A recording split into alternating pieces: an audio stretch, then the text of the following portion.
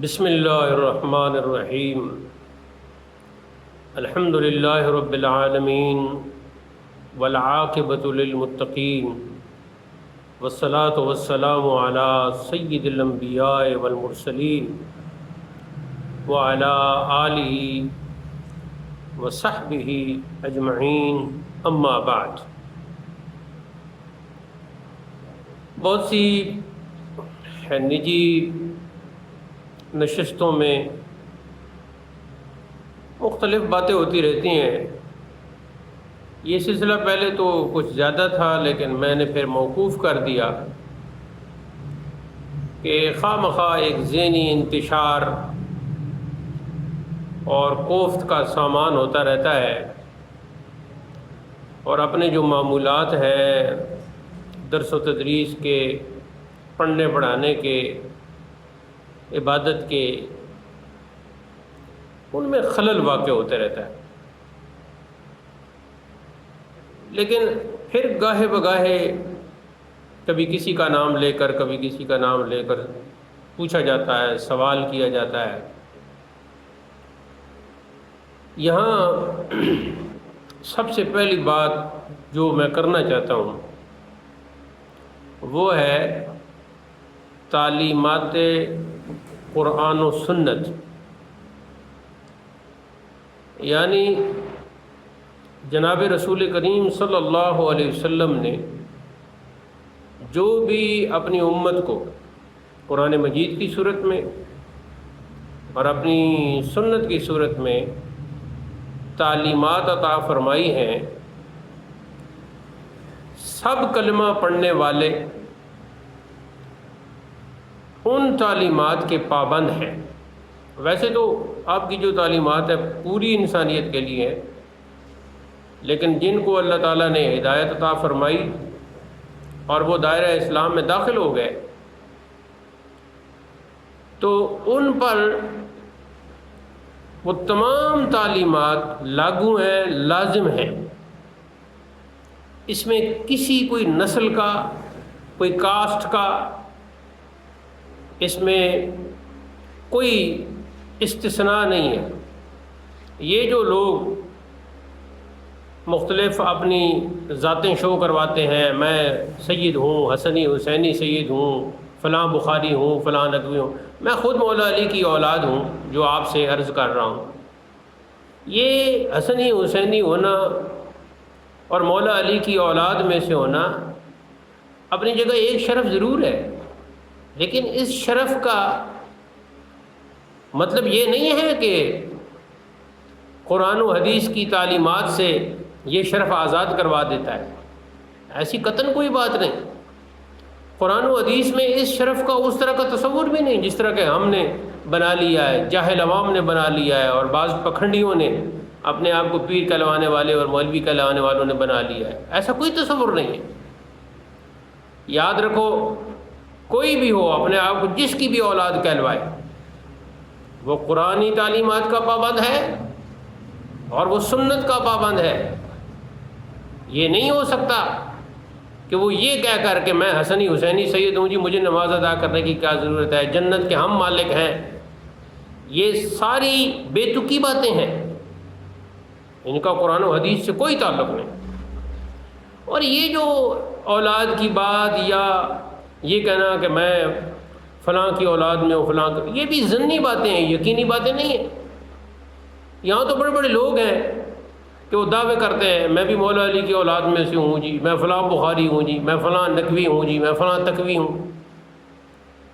یہ کوئی نہیں۔ اگر کسی کا یقینی نسب ثابت ہو بھی جائے، پھر بھی اس کی وہ حیثیت نہیں ہے کہ قرآن و حدیث کی تعلیمات کو پیچھے چھوڑ دیا جائے اور اس پہ اترایا جائے۔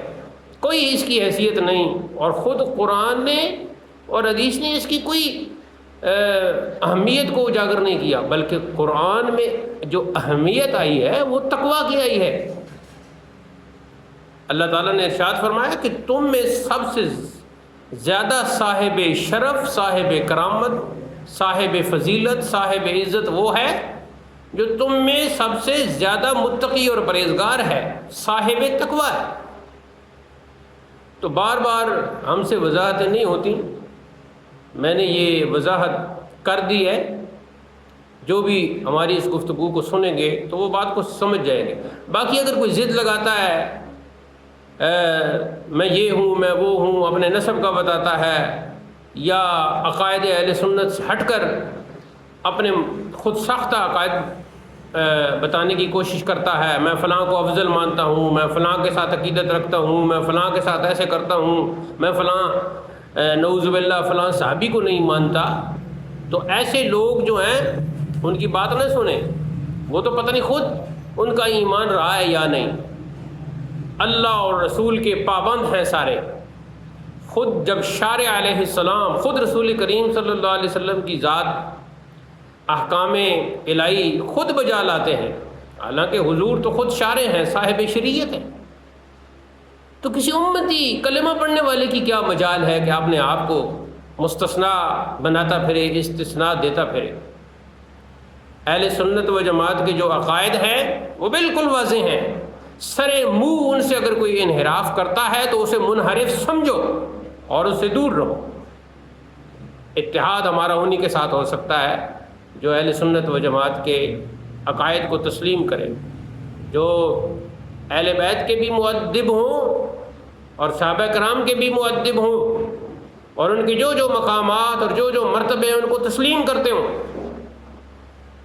یہ آج کل کی جاہل جو ہے وہ کوئی پیر بن کے سامنے آتا ہے، کوئی صاحبزادہ بن کے سامنے آتا ہے، کوئی نعت خوان بن کے سامنے آتا ہے، ہم ان کے پابند نہیں ہیں، ہم قرآن و حدیث کے پابند ہیں، اور ہم ان عقائد کے پابند ہیں جو قرآن و حدیث نے بیان کیے اور وضاحت ان کی ہمارے ائمہ مجتہدین نے کی۔ پھر کچھ لوگ اس طرح کا فراڈ کرتے ہیں، او جی اعلیٰ حضرت امام محمد رضا کو ہم نہیں مانتے۔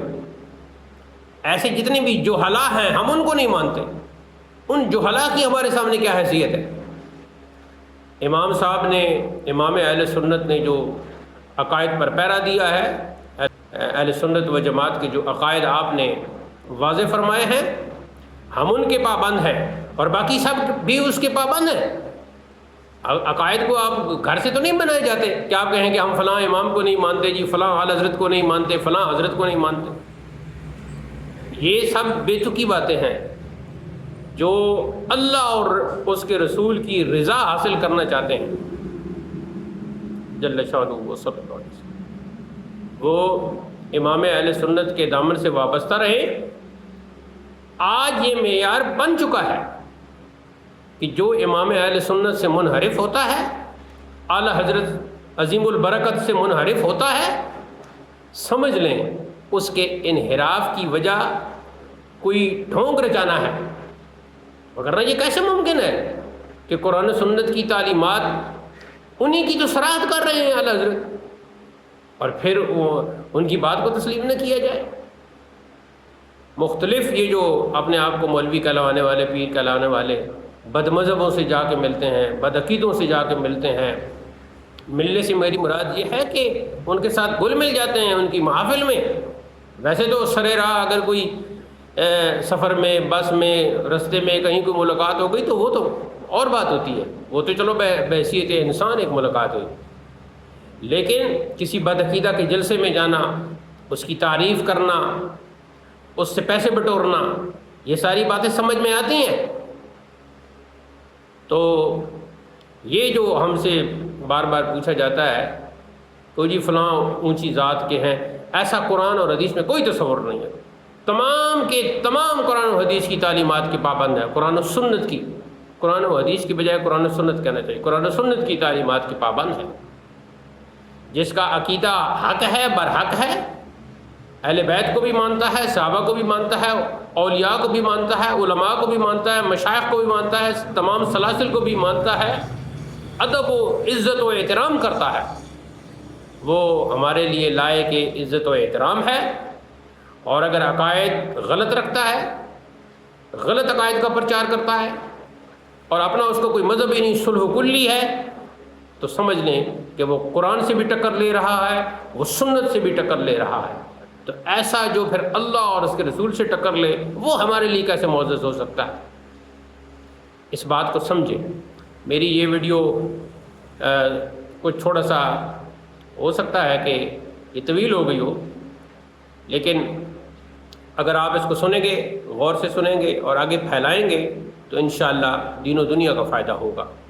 وآخر دعوانا ان الحمد للہ رب العالمین، والسلام علیکم ورحمۃ اللہ۔